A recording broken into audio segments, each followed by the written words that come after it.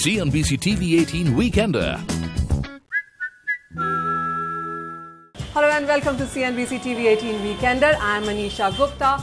Joining us is the man today who has served the Queen. He also has cooked for the music legend Rod Stewart while he was writing Sail Away on a ship.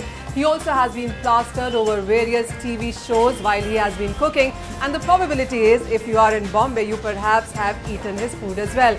Joining us now is Vicky Ratnani. Vicky Ratnani, hi. Thank you so much for having us in your kitchen here. Welcome to my kitchen. Yeah. Thank you. Starting from the very beginning, I mean, you've cooked, you've traveled a lot, you've done various cuisines, and you've cooked for some of the major celebrities like Queen Elizabeth to Nelson Mandela to Rod Stewart. What has been that one thing that comes back to you standing here right now? I think each one's today is because of his yesterday and the day before. So I think my journey from being a simple breakfast cook on a big ship where I used to cook bacon for 2,000 people, life has moved on.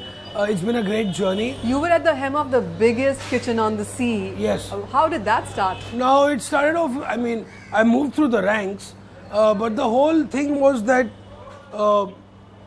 working on the ship gave me not only just culinary knowledge, not just about cooking, about people, about places, about 38 different nationalities, about languages, about local food, local cuisine.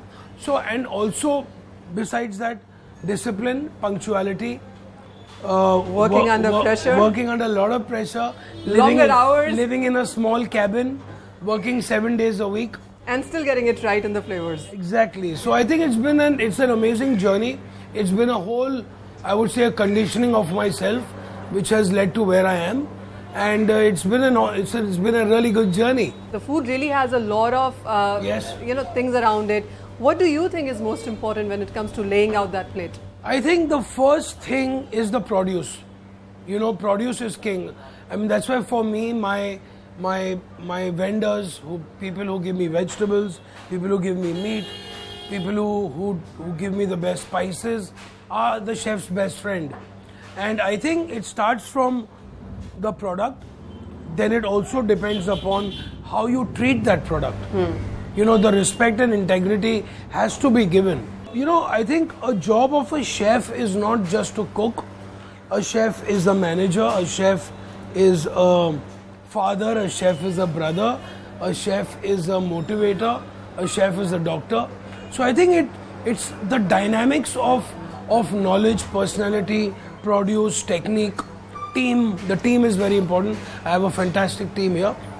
So that's what makes everything come to the plate together. There also is this inspiration on how it comes from. My mom does the best paneer, my dad does the best chicken. Where did the inspiration come from you in your family? Okay, I'll tell you. My mother's side is completely vegetarian. Okay. My dad's side is completely non-vegetarian. You had the best of both. Yeah, and because when my mother got married to my father, she didn't know how to cook any kind of non-veg. So I had a neighbor, an auntie, who was an amazing cook. So she taught my mother about food, about non-veg food. Until today, my mom hasn't tasted meat in her life, but she cooks the best mutton biryani. And she can't taste it. All right. Also tell us about various books that you have authored when it comes to... I have one book which I've authored, which is called Vicky Goes Veg. It was a very popular show on TV. In fact, sometimes they still rerun it.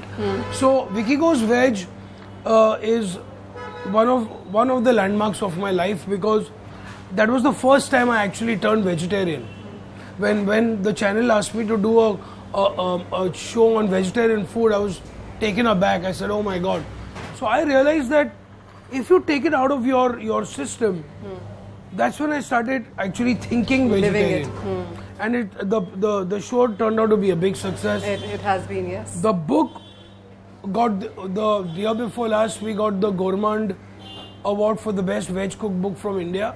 So I think it was because, see, you will find a lot of books in India which are vegetarian, but at the same time they are not really Western cooking. So what I've done, I've used flavors from Southeast Asia, Morocco, the UK, US, Italy, Spain, and created a really nice 54 recipes with some really good vegetarian food. You know, you just mentioned that you work with 38 nationalities, so that's a lot of global influence that you would have seen in your cooking now. You talked about produce being king, so that is local ingredients, and of course various techniques are there that are on right now. How do you put all of that together? Well, you know, now when people ask me what cuisine do you cook, I said there is no cuisine, because I think now cuisine has no boundaries. The inspiration starts from the market, where you see the ingredients. Then it depends upon the season, whether it's hot, whether it's cold.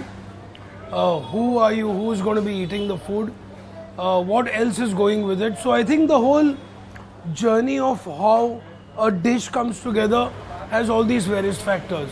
It's the mood, it's the colors, it's a very personal thing, yeah. CNBC-TV18 Weekender.